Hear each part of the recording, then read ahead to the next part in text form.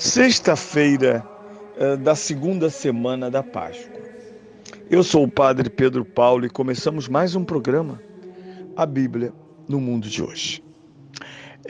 Ainda é segunda semana, permanecemos na segunda semana até amanhã à tarde, com as vésperas do domingo. Mas na sexta-feira o nosso programa tem por hábito debruçar-se sobre a próxima semana. Por isso, o programa de hoje já contempla os primeiros olhares da terceira semana, de um outro evangelho, de uma nova semana. Nesse percurso veloz, a nossa percepção do tempo é cada vez mais veloz, daquilo que nos encaminhará para a progressão e a conclusão da Páscoa.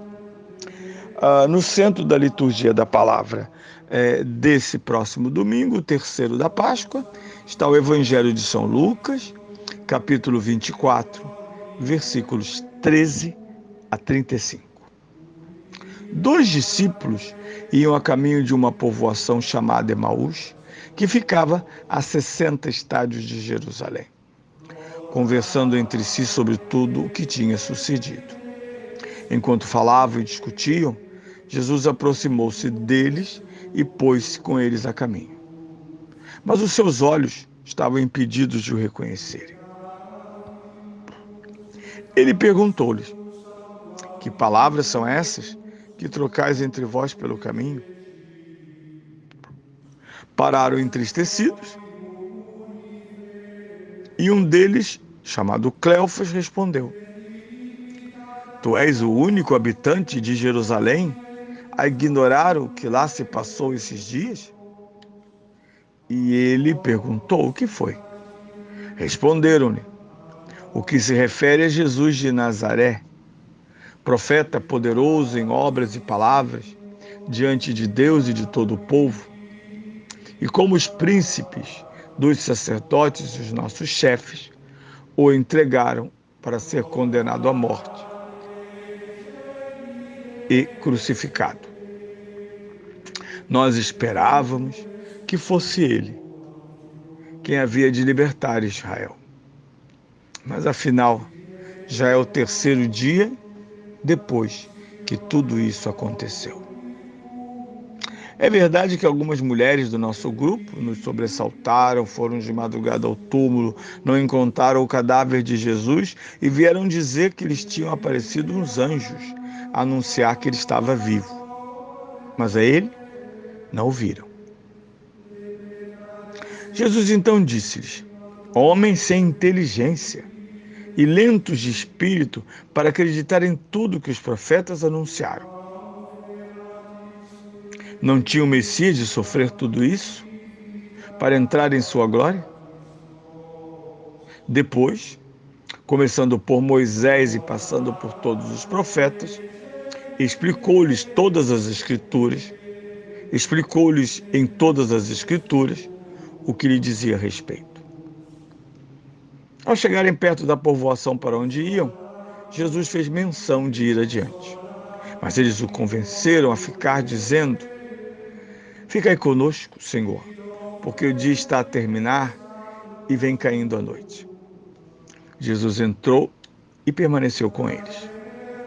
E quando se pôs à mesa, tomou o pão, recitou a bênção, partiu e entregou-lhe. Neste momento, abriram-se-lhe os olhos e reconheceram. Mas ele desapareceu da sua presença. Disseram então um para o outro: não ardia o nosso coração quando ele nos falava pelo caminho e nos explicava as Escrituras?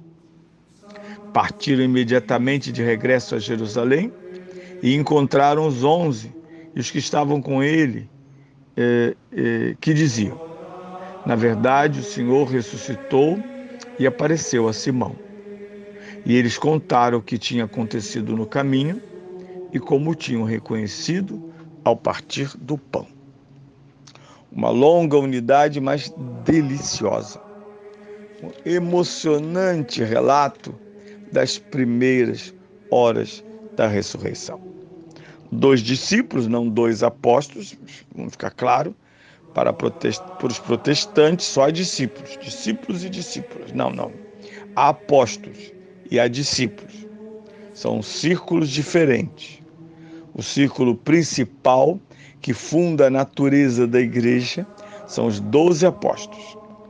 E em torno desses 12 apóstolos estão discípulos. São Paulo chega a citar 500. São os protestantes depois de Lutero, que para coerentemente evitar a tradição apostólica, que na sua loucura não é a mediação única do Evangelho de Cristo, é que vão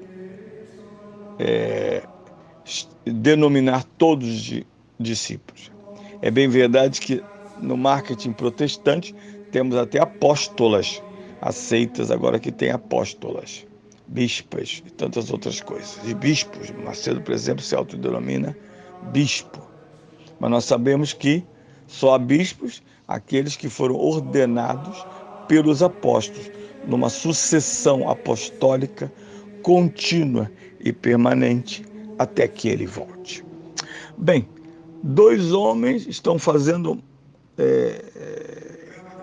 marcha em ré, saindo de Jerusalém e voltando para casa, porque eles são de Emaús, um povoado perto de Jerusalém. 11 quilômetros, segundo uma discussão de regras, de termos, 60 estádios, equivale mais ou menos a 11 quilômetros. E o assunto da hora é a morte de Jesus.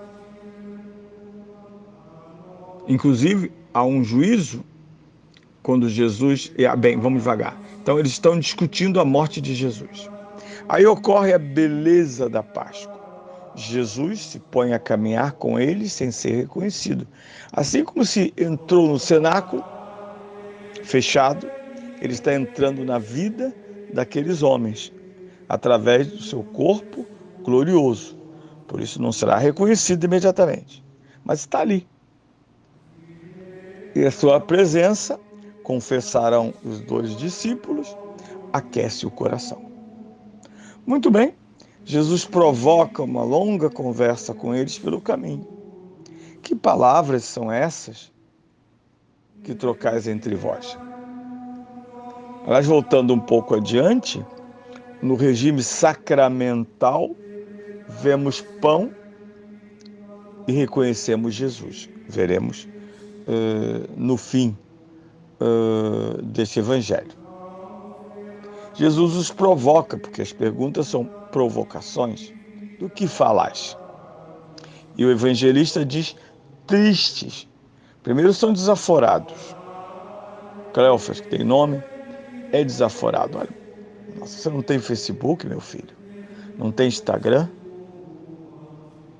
Você não tem rede social? Não sabe o que aconteceu em Jerusalém nesses últimos 3 dias?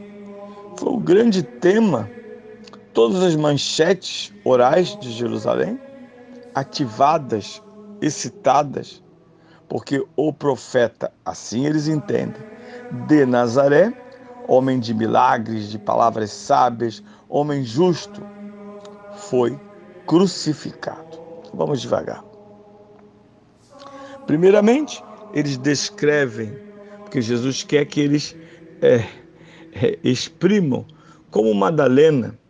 Santa Maria Madalena, primeiramente, vai dizer o antiquérigma. O que aconteceu, Madalena? O túmulo está vazio, cadáveres não andam, logo roubaram o cadáver de Cristo. E não sabemos onde colocar. Como eles descrevem esses 3 dias? Primeiro, a morte de um profeta poderoso. Segundo, morte, isto é, legítima, violenta, pública. Por que legítima? Porque o entregaram para ser condenado à morte e crucificado, príncipe dos sacerdotes e os nossos chefes. Portanto, não foi algo marginal. E o entregaram para ser crucificado. Lembre-se que isso é muito importante. A crucifixão espanta, de modo muito violento, a hipótese de que ele fosse de fato o Messias. Ele só está sofrendo a usual morte de um profeta. Não será a primeira nem a última. Lembre-se que Herodes mandou cortar a cabeça de João Batista. É diante disso que eles estão voltando para Emaús.